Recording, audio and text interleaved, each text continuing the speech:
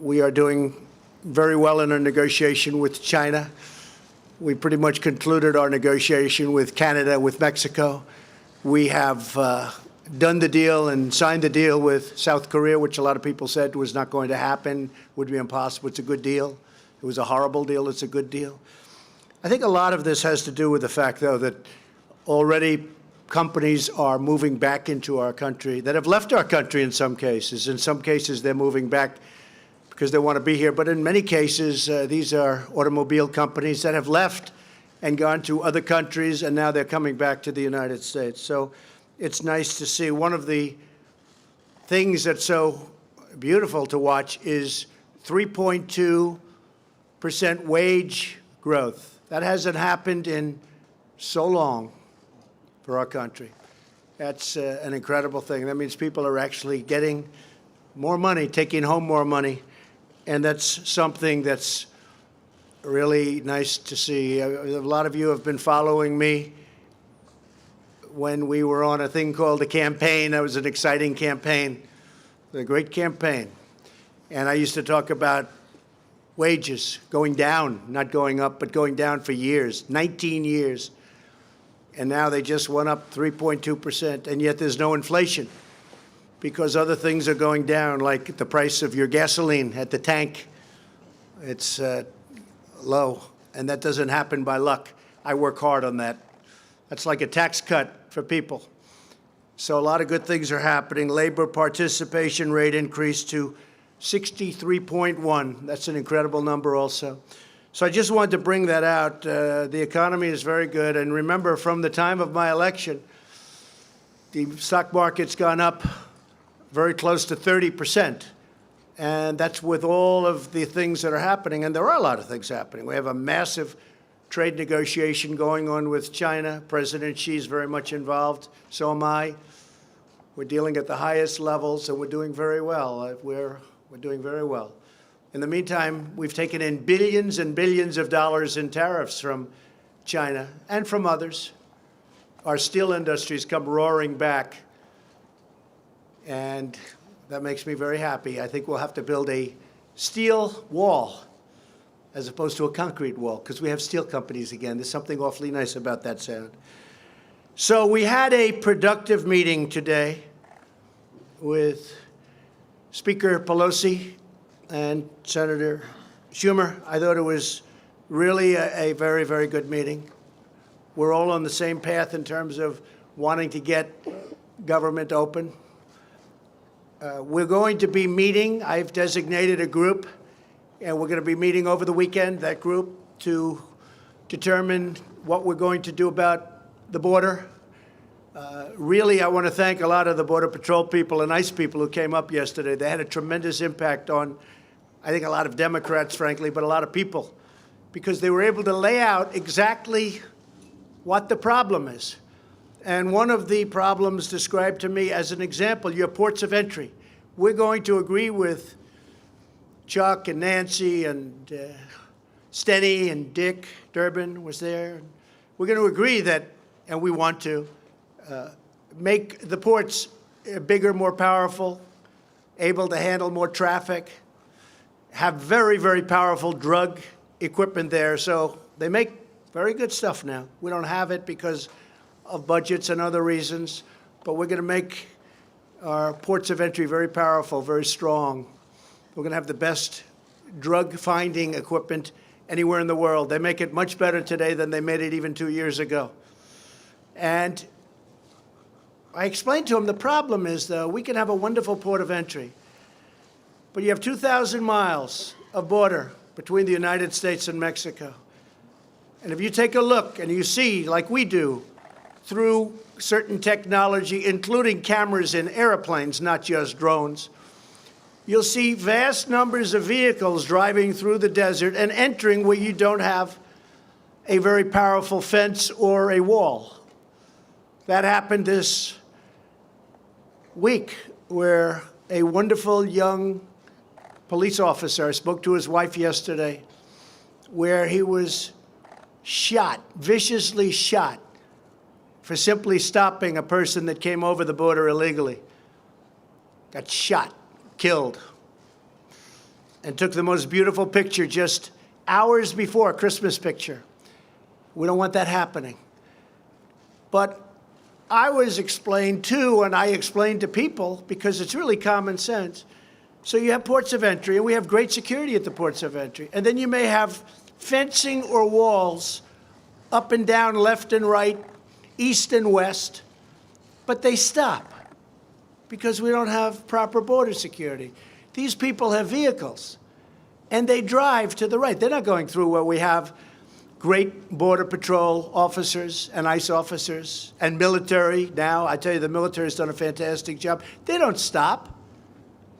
They go right to the easiest part and the weakest part, sometimes out in desert, but you have miles and miles and miles of unprotected area. And you can see where they drive over. You even have people walking that trek, and that's a very dangerous trek. And they bring children, or even worse, they use children. You know, children are the biggest beneficiaries of what we want to do. Children are hurt more than anybody else. These coyotes, what they do with children, all because we have open borders, because they think they can get away with it. They don't come in through the port where we have a lot of protection. They come in through empty areas, vast spaces, empty areas. Just like this terrible person came in when he shot Officer Singh. They come in through these vast open areas. You don't even have a sign saying Mexico, U.S. There's no sign designating you have just entered the United States. It's just open space. And I explained that to the meeting today with Nancy Pelosi, Chuck Schumer, and a lot of other people at the meeting. And I said, one of the things that happens there is human traffickers. Maybe that's the worst of all, where you'll have traffickers having 3 and 4 women with tape on their mouths and tied up, sitting in the back of a van or a car, and they'll drive that van or the car not through a port of entry where we have very talented people that look for every little morsel of drugs or even people or whatever they're looking for. You're not going to go there. They get off the road, and they drive out into the desert, and they come on, they make a left turn. Usually it's a left, not a right. Most of them come out because in San Diego and in areas of California, we just finished brand new walls, beautiful walls, steel walls. And they wanted them badly. They were asking us. That's why we did it there. I said, let's not do it in California. California always complains through their great governors. They're always complaining. I said, let's not do it. Let the governor ask us. But we did it anyway because they really needed it. They were having tremendous problems. So we built a brand new wall in San Diego, and it's working really well. You should go and look at it. It's amazing. It's incredible how well it works. But these coyotes and these human traffickers, they make a right turn before they get to the port of entry.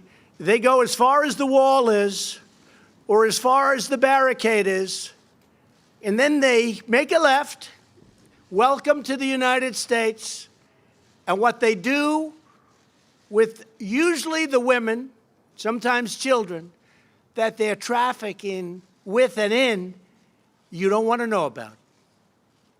So the only way you're going to stop that is by having a solid steel structure or concrete structure, whether it's a wall or some form of very powerful steel. Now, the steel is actually more expensive than the concrete, but I think we're probably talking about steel because I really feel the other side feels better about it, and I can understand what they're saying. It is more expensive.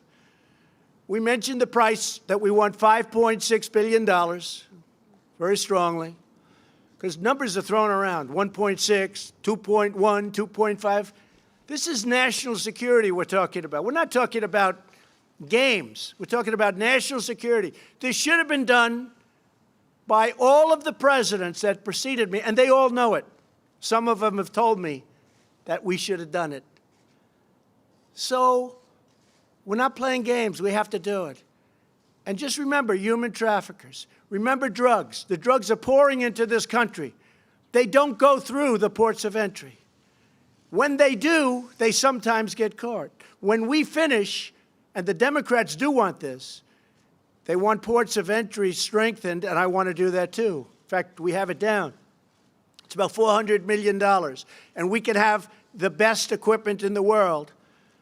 Now what they'll do, if we have the protection and we have strong ports of entry with this incredible drug-finding equipment, I don't know what they're going to do, because they're not coming in through past the steel gates or the steel walls or the concrete walls, depending on what's happening, because we are meeting this weekend. We have a group. I've set up a group. They are going to tell us who their group of experts and probably people in the Senate and congressmen and women are going to come. And we have 3. I said, give us 3. Then I said, you know what? Send over 9 or 6 or 3 or 2. Doesn't matter. Send over whoever you want. But it's common sense. So now when they make that turn, they make it, and now all of a sudden they can't go any further, and they have to go back. And that's going to stop the caravans for 2 reasons. Number one, they're not going to be able to get through. But when they realize they can't get through, what's going to happen? They're not going to form, and they're not going to try and come up. And they can apply for asylum, and they can, most importantly, they can apply for citizenship, because the companies that I told you that created these great job numbers, they're incredible job numbers, beyond anybody's expectations. I don't think there was one Wall Street genius, of which I know many of them, but they're not geniuses. There's not one that predicted anywhere close to these job numbers. I thought they were going to be good, but there wasn't one that I saw. So now we have everything so beautifully handled. We need to have, however, we need border security.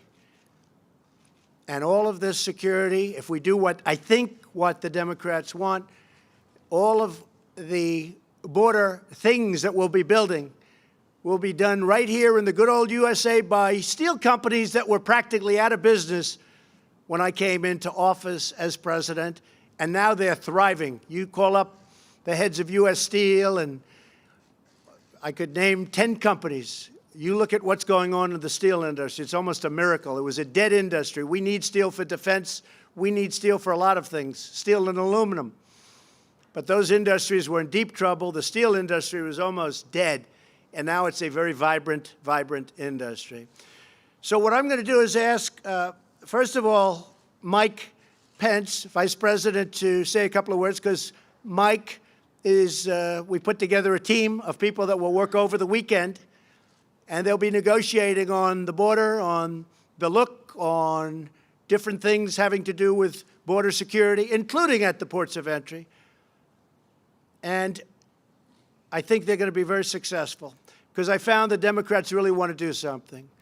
So we're at 5.6, if you look at it, $5.6 billion. But we are able to also, in addition to that, because what we want to do has to be done properly, and we're negotiating very tough prices, very, very tough, because you heard much higher numbers. Those higher numbers were very much a misnomer. You heard 20 and 25 billion in DACA. What happened is when a judge incredibly, because it was an incredibly, I will say, wrong decision. In fact, President Obama, when he signed the DACA with the executive order, made a statement to the effect, this isn't going to work. And some judge from the Ninth Circuit, here we go again, upheld it. And then it was upheld by the Ninth Circuit appellate, and now it's going before the United States Supreme Court, and hopefully that will be properly adjudicated, because if it is, talks will begin on larger immigration matters having to do with DACA, having to do with other things. So that is taking place. We may add a few things onto our discussions over the weekend, but I'm going to ask Mike Pence, and then I'll have Leader McCarthy say a few words, and we'll take a couple of questions. But we're very proud of the jobs and the job numbers. That was incredible. And I think I'll be even more proud if we can have great border security for the first time in really the history of our country. The southern border is a dangerous, horrible disaster. We've done a great job But you can't really do the kind of job we have to do unless you have a major, powerful barrier, and that's what we're going to have. So first we start with Mike Pence. Okay, Mike.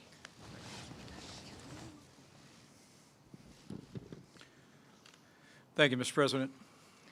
We are nearly 2 weeks into a government shutdown, but our nation is also in the midst of a crisis on our southern border.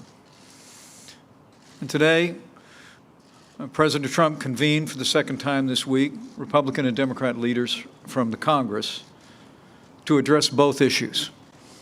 And we are truly grateful for the candid and constructive dialogue that took place today here at the White House with Speaker Pelosi and Leader Schumer, with our Republican Senate leadership as well. And we look forward to continued dialogue over the course of this weekend. Make no mistake about it, we are in the midst of a crisis at our southern border. Every day, nearly 2,000 people are apprehended or stopped attempting to come into our country that have no lawful claim to be here. Last year alone, 17,000 individuals with previous criminal records were apprehended attempting to come across our southern border. Every day, all across this country, in a single week, 300 Americans lose their lives to the scourge of heroin addiction.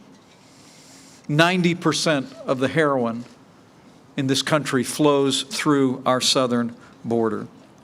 And the human trafficking that the President just described so compellingly.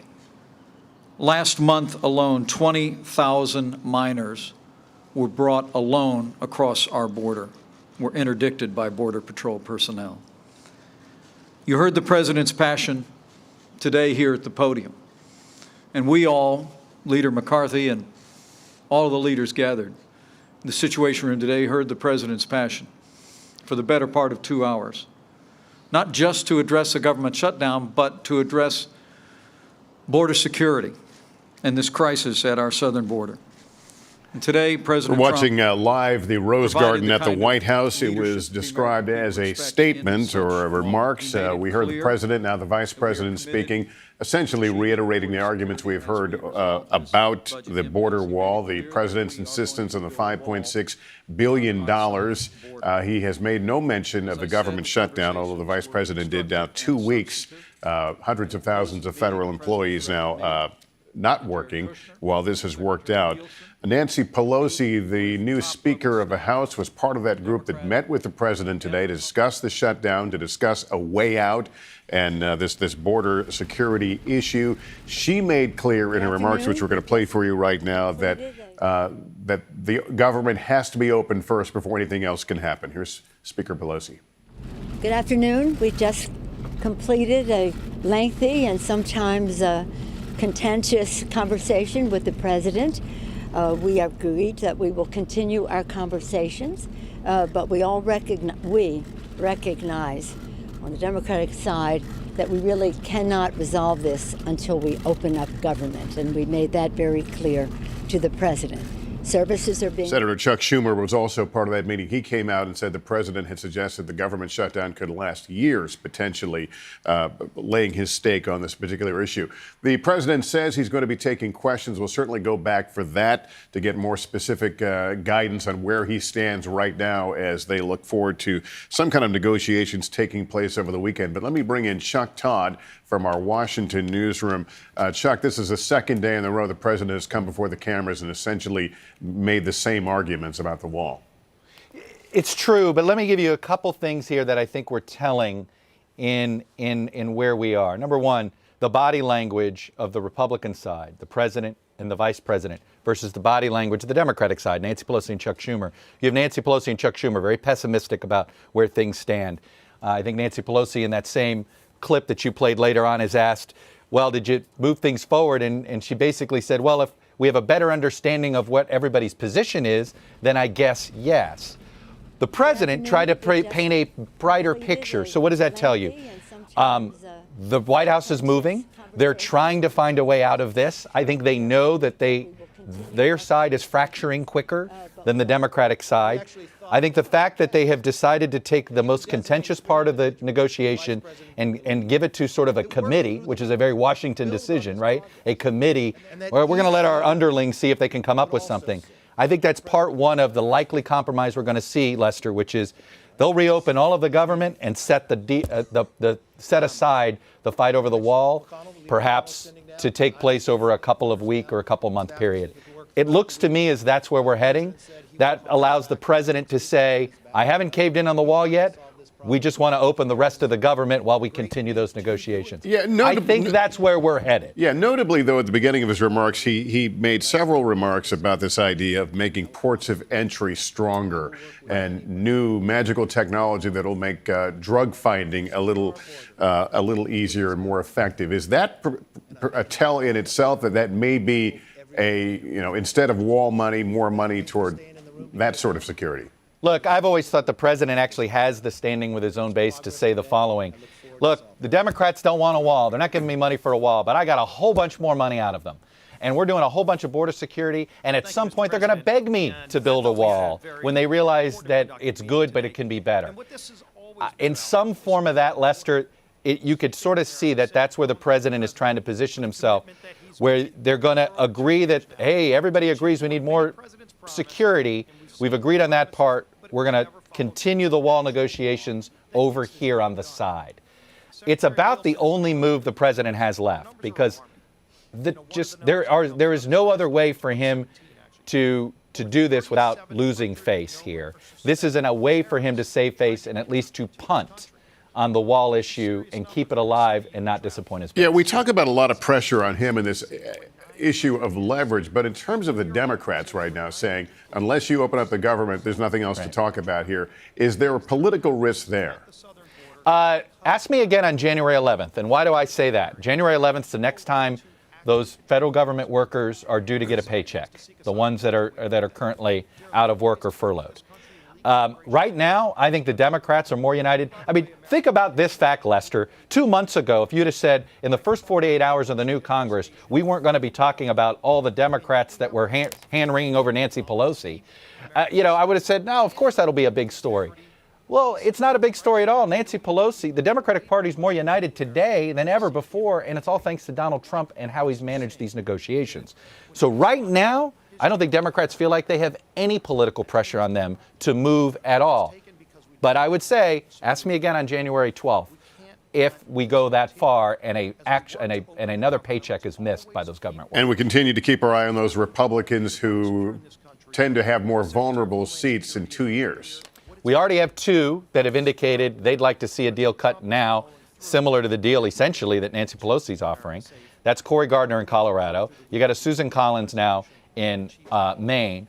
But don't forget the other pressure here, Lester. You're Mitch McConnell, and I think we're about to get questions. Yeah, let's go back to the president. You can't afford to make the president angry in your own reelection year. Major, go ahead. Sure. Mr. President, Senator Schumer came out and said that the meeting from his point of view and Speaker Pelosi's was contentious. He also said, you said in the meeting, this is him quoting you, I just want to check, that the shutdown could go on for months or even a year or longer. Did you say that? And I did. Is that your assessment of where we are? That. Absolutely, I said that. I don't think it will, but I am prepared, and I think I can speak for Republicans in the House and Republicans in the Senate. They feel very strongly about having a safe country, having a border that makes sense. Without borders, I've said it many times, we don't have a country. I hope it doesn't go on even beyond a few more days. It really could open very quickly. I told them that bring who you want. We have 3 people. You can ideally bring 3, but you can bring 6, you can bring 9, you can bring 12. And they're going to be working over the weekend.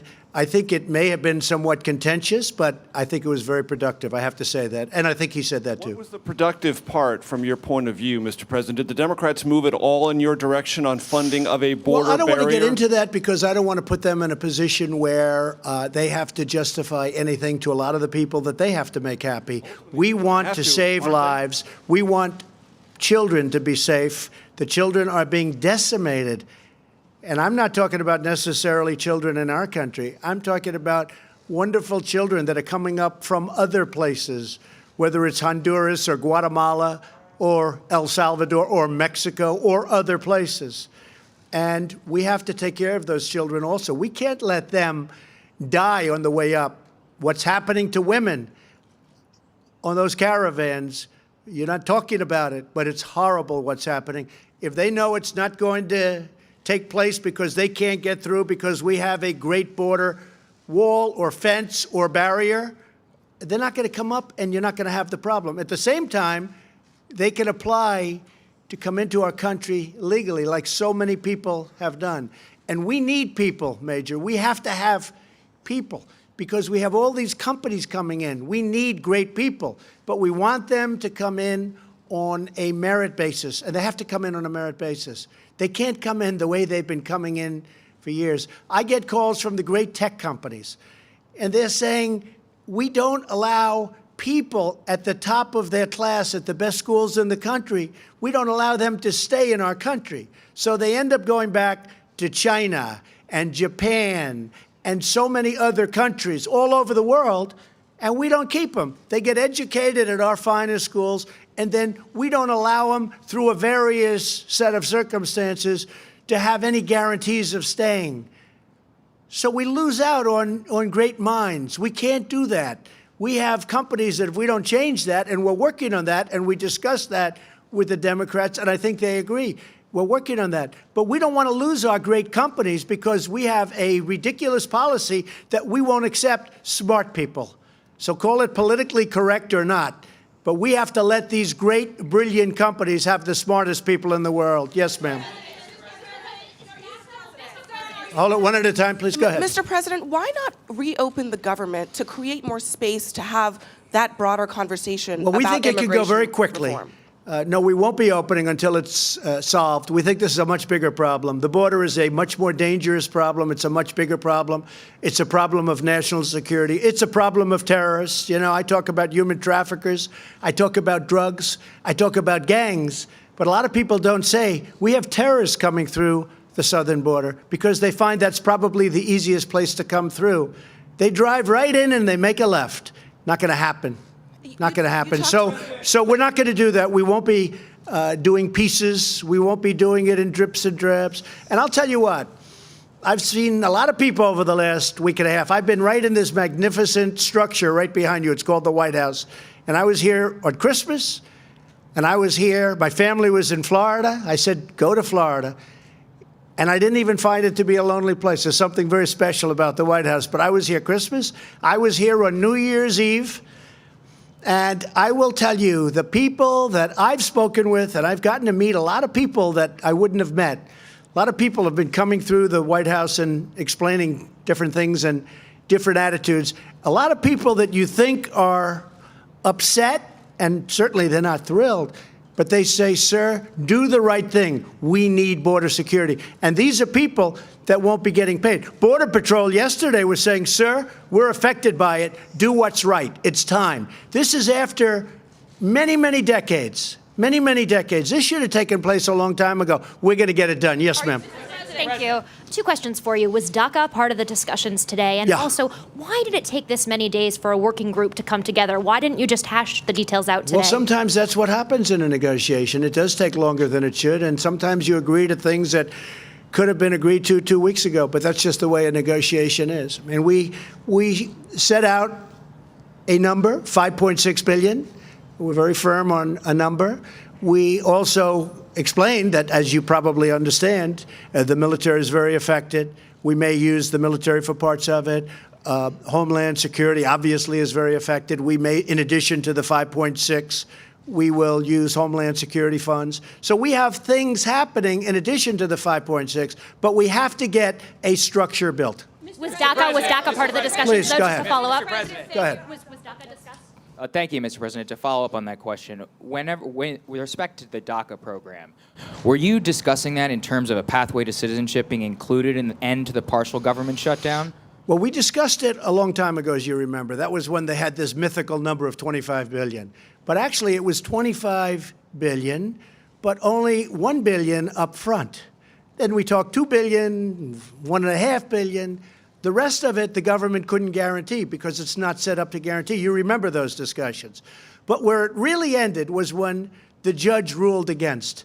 And it was, I said, as soon as that happened, because that was a shocking decision. It was shocking to the Democrats, and it was more shocking to the Republicans. It was an incorrect decision. It was a political decision made by a judge. And I know a lot of people don't like when I say it, but try going there sometime to the Ninth Circuit and try winning a case. Not easy. Everyone files right in the Ninth Circuit. The fact is, it was a terrible decision and an incorrect decision. When that decision came down, when that judge ruled the way he ruled, I said, as soon as I heard it, I said, you know what's going to happen? We're never going to hear from them again. And that's what broke up the DACA deal. Yes, we had a pathway. We had many things. That was getting close to being a deal. The problem was that the money was a very small amount of money. It wasn't really the 25. It was 25 and then come back every year. Well, we don't want to go through that every year. But we were getting close, and I said, as soon as that decision came down, that incorrect and horrible decision, I mean, there's been a number of them made lately, but as soon as that decision came down, I said, you'll never hear from him again. And I called up. I said, hi, it's President Trump. What's going on? They say, President Trump? We don't know who that is. It was over. The deal was over. That's what killed the DACA deal. It was nothing else. It was the judge's decision. And if the Supreme Court does what really everyone thinks from a legal standpoint it should be doing, if they don't allow the President of the United States, which is me also, because if President Obama's allowed to do that, I'm allowed to do it also. Can you imagine? If the Supreme Court overrules that wrong executive order, we'll have a deal very quickly on DACA and other things. And the Democrats want that, and so do we. But once he ruled that way, it was something you couldn't really negotiate. Yes, Haley? Thank you, sir. Mr. President, 2 questions for you. Are you still proud to own this shutdown? Well, you know, I appreciate the way you say that, but I'm very proud of doing what I'm doing. I don't call it a shutdown. I call it doing what you have to do for the benefit and for the safety of our country. But when Nancy Pelosi said, you don't have the votes in Congress, I will tell you what I was proud of. I was never more proud of my Republican Party and those congressmen and women when they saw that and they got together and they voted 217 to 185, and it wasn't even close. That was an incredible day. I'm very proud of that when she said you couldn't get the vote. And I'm not holding that against her, because despite the fact that I'm not saying it was an easy meeting or even a kind meeting or a nice meeting, but in the end, I think we've come a long way. And we're going to be working very hard over the weekend, and we'll see if we can do something. So you can call it whatever you want. You can call it the Schumer or the Pelosi or the Trump shutdown. Doesn't make any difference to me. Just words. Mr. President, have you considered... Mr. President, my second question on federal workers, sir. Yeah, just 1 second. Just 1 second, please. Go ahead. It may be the same question. Thank you, Mr. President. 2 questions just to follow up on DACA. Yeah. Are you open to a path to citizenship in theory for DACA recipients? And then can you explain to federal employees of the agencies that are closed, which are not Homeland Security, why those agencies should stay closed? Homeland Security is significant in of itself if it stayed closed. Because we want to do what's right, and we want to do it all at one time. We don't want to take it in pieces. We just don't want to do that. And DACA is going to be a great subject. I look forward to discussing it. We'll discuss it at another time. But there are a lot of great things that can happen with DACA if the Democrats want to do that. I think what we're all waiting for, to be honest, is the Supreme Court judges, the Supreme Court justices ruling in a not very long period of time. You know, as you know, it's up now. Hopefully, they will be making a ruling maybe sometime in the summer. So I think before we discuss too much DACA, I would like to see what happens. I think it's a very important decision because, frankly, if they rule the way it is, it gives the president too much power. Can you imagine me saying that? But I would be entitled to the same power. It's not a correct thing that took place. And President Obama never felt it was going to hold up, and it held up. But I don't think it's going to hold up at the Supreme Court. If it doesn't hold up, you're going to see a lot of good things happening, because you'll be having DACA and you'll be putting other things with DACA. Hopefully by that time, the wall will be well under construction. And just a little statement on that. We've already built a lot of the wall. We've been working very, very hard. We've renovated a tremendous amount of wall. I just told you we did a lot of wall in San Diego where we needed it very badly, where they wanted it very badly. So we haven't been sitting still for the first, believe it or not, less than 2 years. We've been working very, very hard. The wall is, we've done a lot of miles of wall already. So we're not just starting off fresh, but we have large numbers of miles that we have to do. And we can't let gaps, because if you have gaps, those people are going to turn their vehicles, or the gangs, they're going to be coming in through those gaps, and we cannot let that happen. Mr. President, Kevin. Thank you, sir. Thank you, Mr. President. I appreciate that. Question about government employees. What is your personal message to those who are impacted by the shutdown? And if you wouldn't mind, if you could comment on the remarks made by a freshman congressperson about impeachment involving a bit of a profanity last night. Well, you can't impeach somebody that's doing a great job. That's the way I view it. I've probably done more in the first 2 years than any president, any administration in the history of our country. You look at tax cuts, you look at regulations, you look at what we've done for the vets, you look at the rebuilding of the military and the numbers that we're talking about, and many other things. I can give you a list. It's pages long. So I think it's very hard to impeach somebody who's done a great job. That's number one.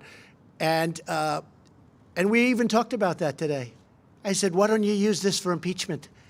And Nancy said, we're not looking to impeach you. I said, that's good, Nancy, that's good. But you know what? You don't impeach people when they're doing a good job. And you don't impeach people when there was no collusion, because there was no collusion.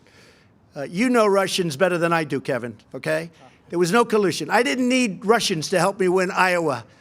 I didn't need Russians to help me win the great state of Wisconsin and Michigan and Pennsylvania. I won them because I went there and I campaigned hard. And my opponent didn't go there enough.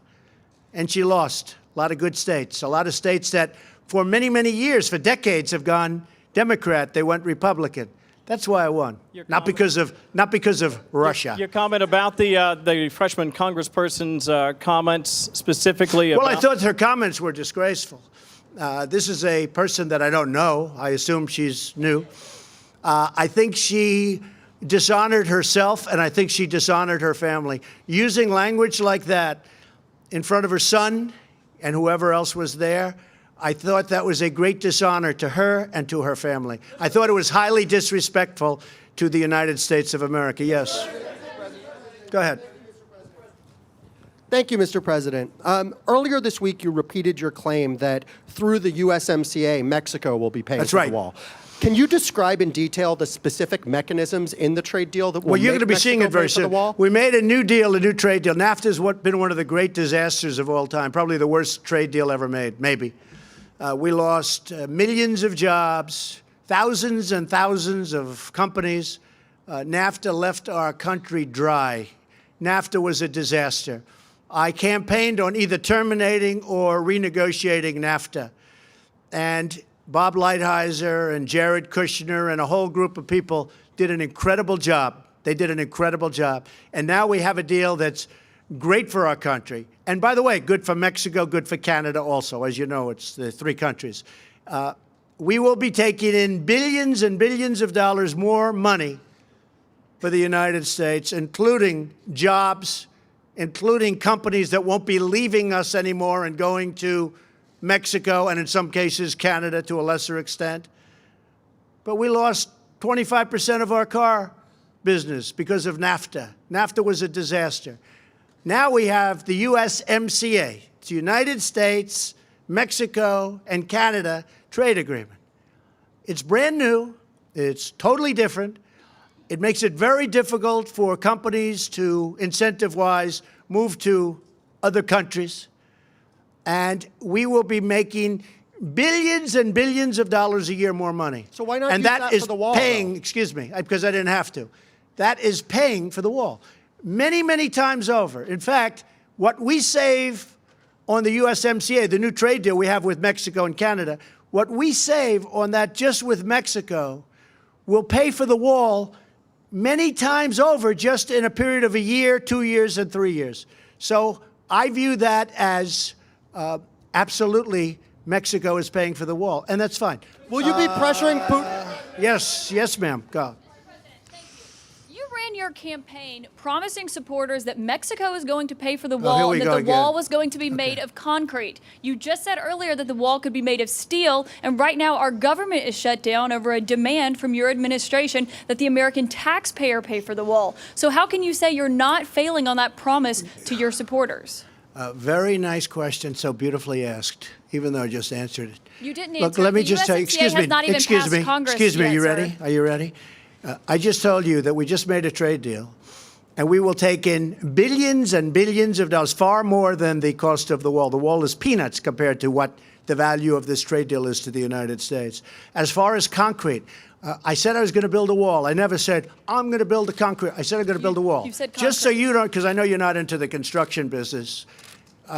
You don't understand something. We now have a great steel business that's rebuilt in the United States. Steel is stronger than concrete.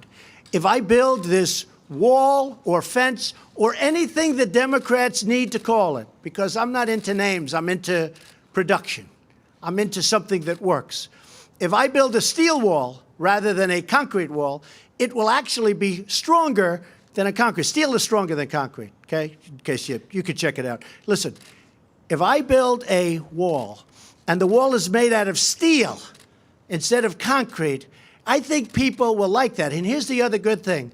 I'll have it done by the United States Steel Corporation, by companies in our country that are now powerful, great companies again. And they become powerful over the last 2 years because of me and because of our trade policies.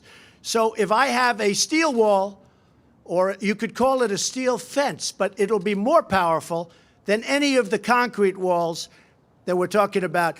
It's possible that it will look better. And one of the things, I think you have seen this, that's very important for us, very, very important, in speaking to Border Patrol, ICE, and actually local law enforcement, and even military, they want to be able to see through it. You can't really see through a concrete wall. They want to be able to see who's on the other side of the wall. Because if they're here and you have about a 12-inch concrete wall and you have people on the other side, but you can't see what's over there, it's very dangerous. They want to be able to see through the wall.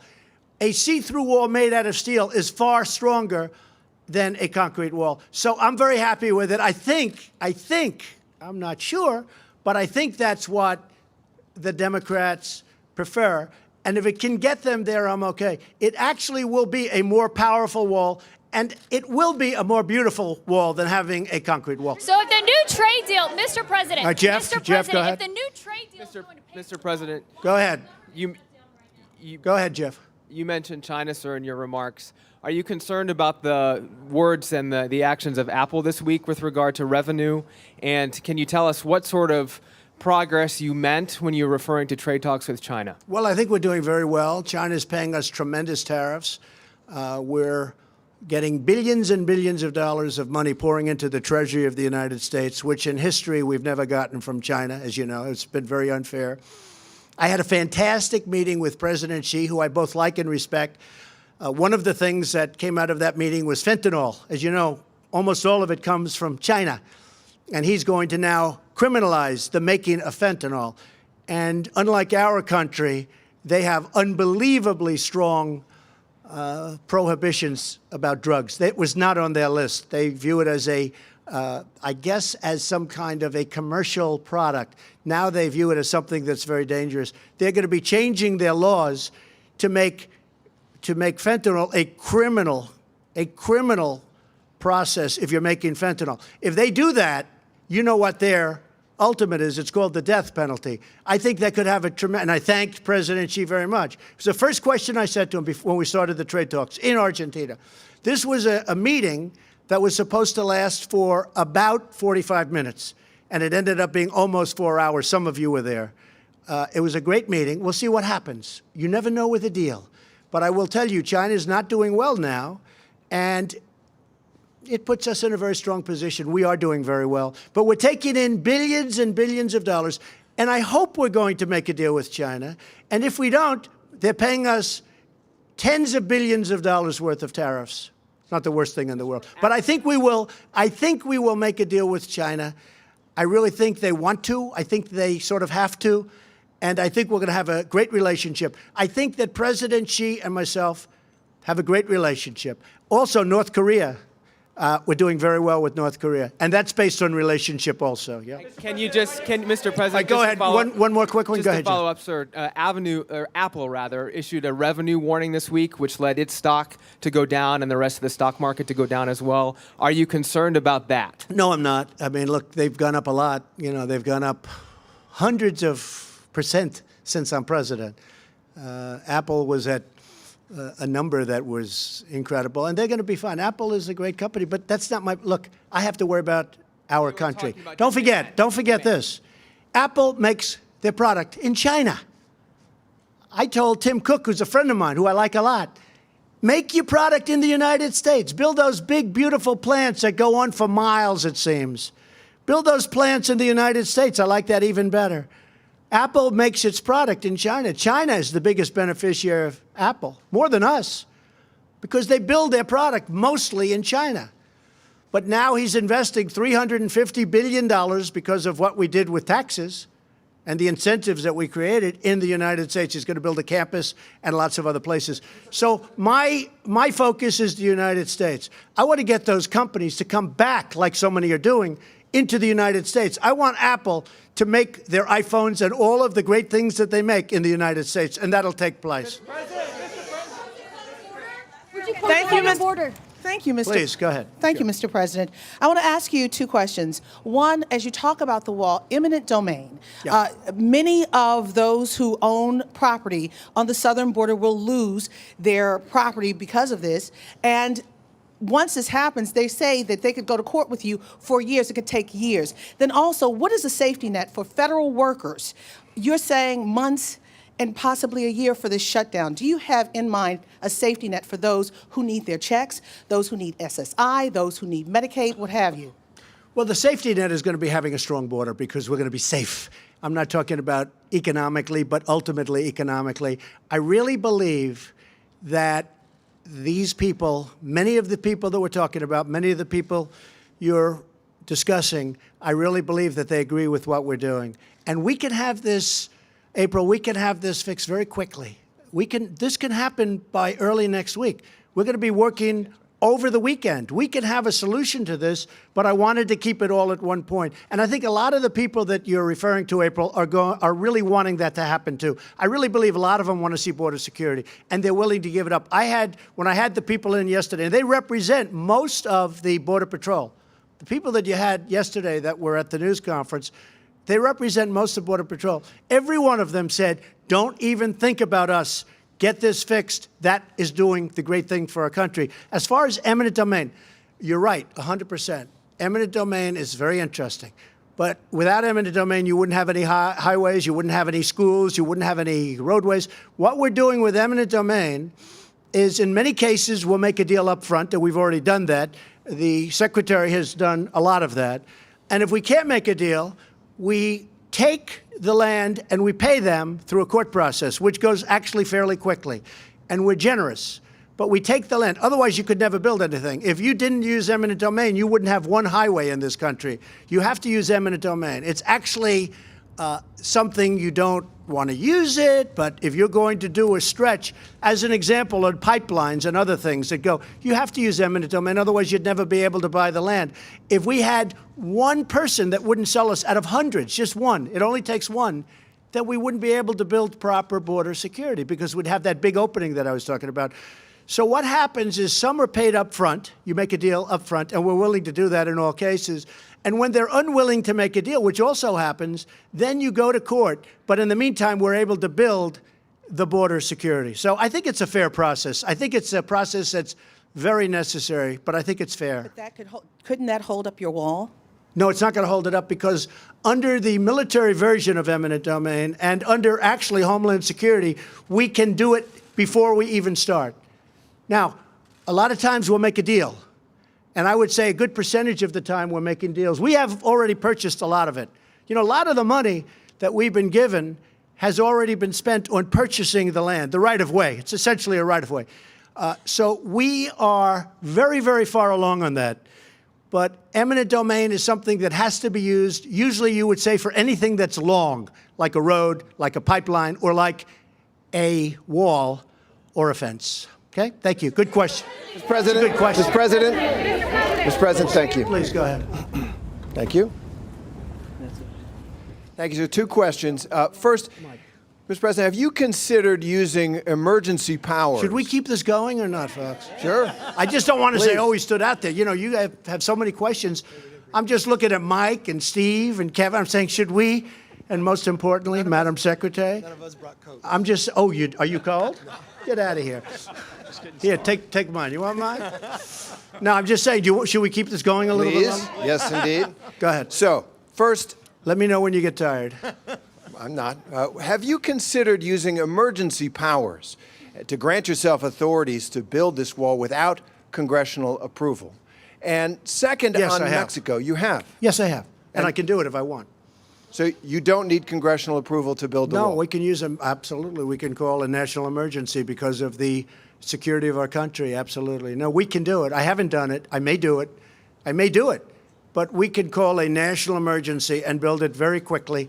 And it's another way of doing it. But if we can do it through a negotiated process, we're giving that a shot. So is that a threat hanging over the Democrats? I never threaten anybody. But I am allowed to do that, yes. Second question. Called a national emergency. On Mexico, the benefits from that trade deal are going to go to private companies, private citizens. So you're talking about tax revenues. They're going to pay tremendous tax. So it's American taxpayers. I'll give you an example. When a company was going to leave for Mexico, or Canada, but for Mexico, because we lost tremendous amounts of our car business, like 25%, to Mexico. If they stay, all of those taxes that they have been paying, real estate taxes, sales taxes, employer taxes, tremendous taxes that nobody even understands they pay. They're tremendous. Income taxes, federal income taxes, state income taxes in some cases. All of those taxes stay with us. The wall is, it's great, but the USMCA, which gives a disincentive for companies to leave, it's a tremendous disincentive. Anybody that leaves after this deal is done, look, it's one of the primary reasons that I like it, because I can live pre-NAFTA too. The only thing I can't live with is NAFTA. I can live pre-NAFTA, before NAFTA, before everybody left New England and left all of the different places, Ohio, Pennsylvania. I mean, you still have empty steel factories all over the place and other factories. I can live pre-NAFTA very easily. But the only thing I'm not living with is NAFTA. That was one of the worst trade deals ever made. So those are American taxpayer dollars, which you consider essentially Mexico paying for the wall? Well, many, many times over. Look, the USMCA will make, in the form that we right now are losing, approximately 100, hard to believe, and this doesn't include the drugs pouring in, which is probably a much higher number than anybody would even know, in addition to destroying lives and families so horribly. We are losing close to $100 billion a year on trade with Mexico for many years. Not only that, they have a tax of 17%. We don't have a tax. So they have a value-added tax of 17%. We don't have a tax of 17%. That deal was bad the day it was made because they charged a tax before the deal was made and we didn't. It was an obsolete deal when it was made like 30 years ago, whatever it was. No, all of this stuff is changing now. This is a fair deal. This is a good deal for Mexico. Frankly, oil companies and other companies have an incentive now to go to Mexico and take oil out. And that's why we're keeping gasoline prices so low. You look at what's going on with gasoline prices. I mean, it's rather incredible. If you look back 4 months ago, oil hit $83 a barrel. 83. It was heading to 100, and then it could have gone to 125. You want to see problems? Let that happen. after I made some phone calls to OPEC and the OPEC nations, which is essentially a monopoly, all of a sudden it started coming down. I'm very happy with what's happened.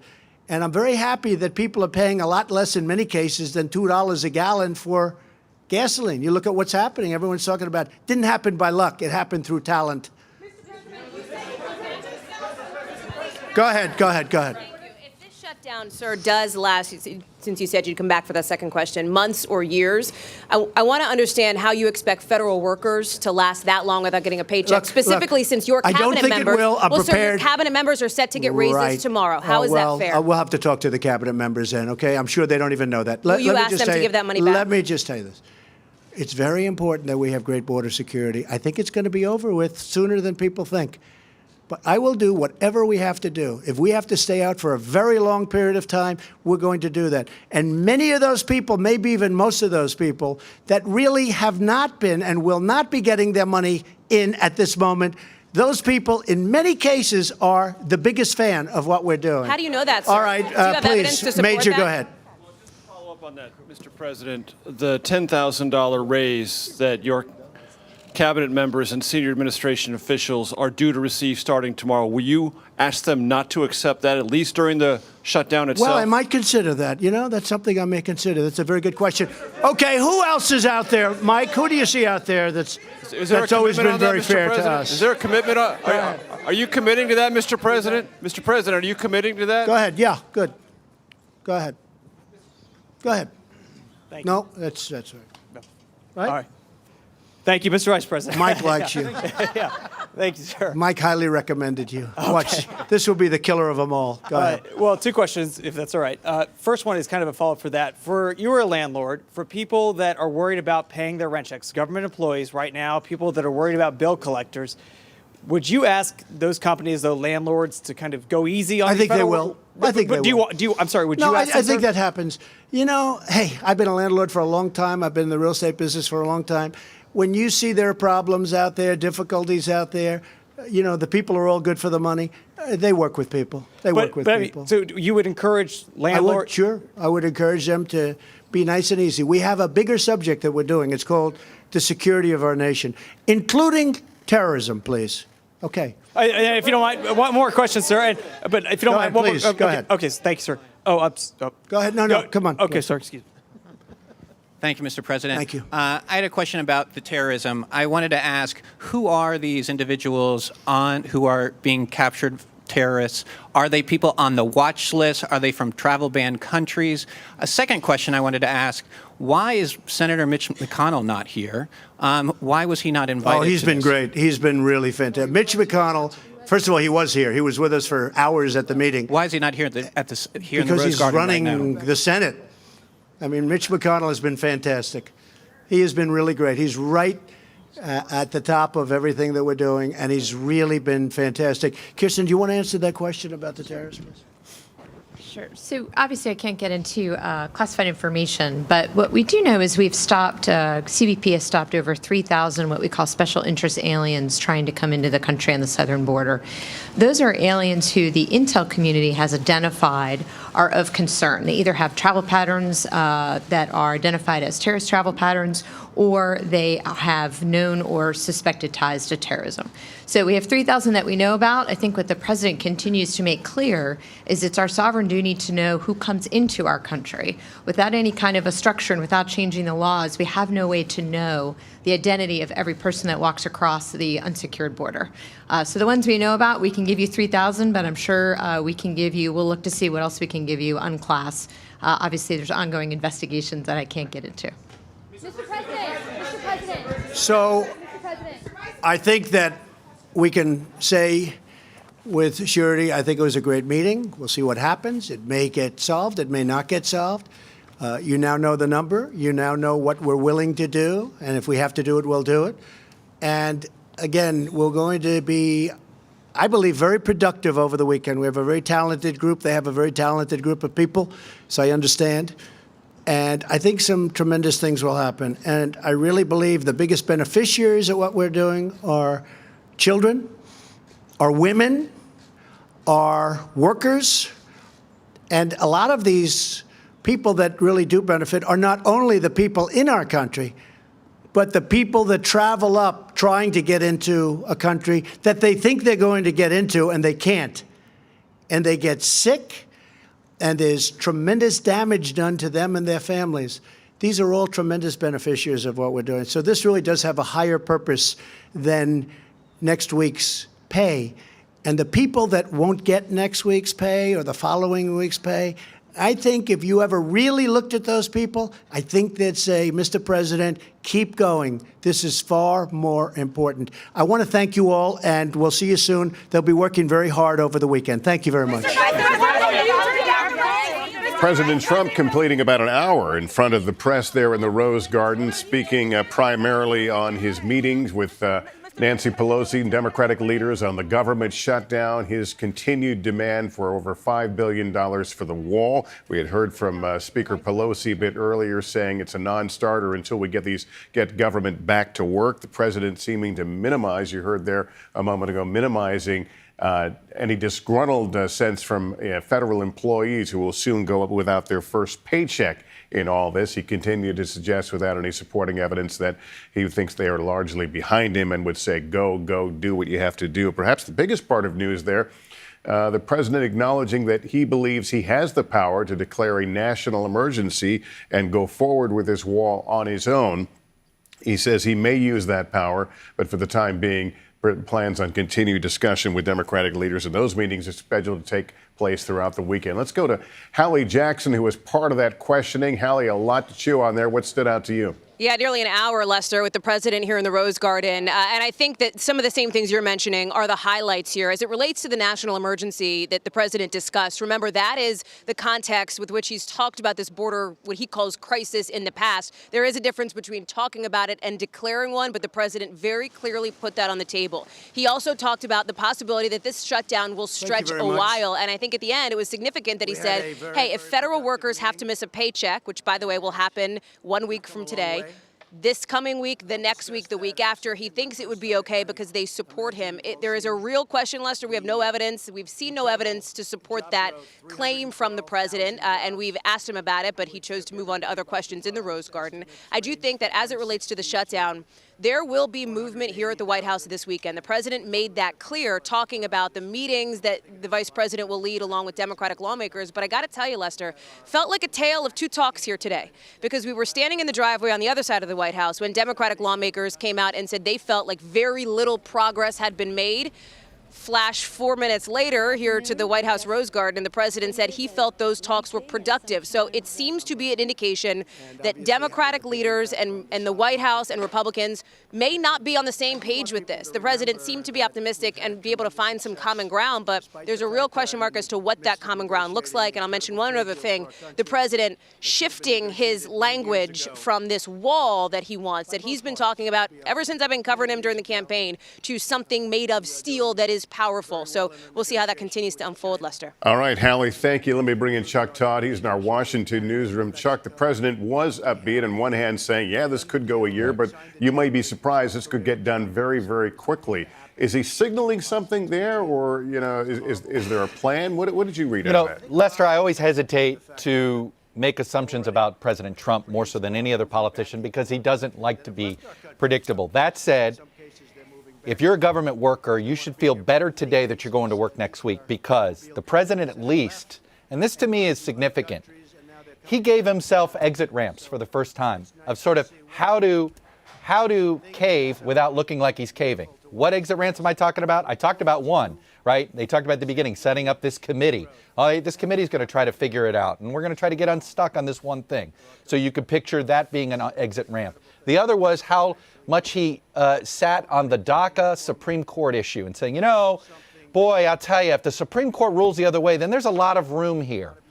That, to me, is foreshadowing a potential punt by the president. You know what? We're going to delay until we hear from the Supreme Court on DACA, because honestly, we can't get anything done until we know the final result of that. That also, to me, sounded very much like an exit ramp. He just, my guess is looking for just enough money to save face for now, but he's got two exit ramps to delay this fight and not totally cave in. And that, to me, should be optimism for the federal government workers. All right. Well, Chuck Todd, thank you very much. We will continue to watch this story throughout the day. I'll have full details when I see you for NBC Nightly News. For now, I'm Lester Holt, NBC News, New York. Good day.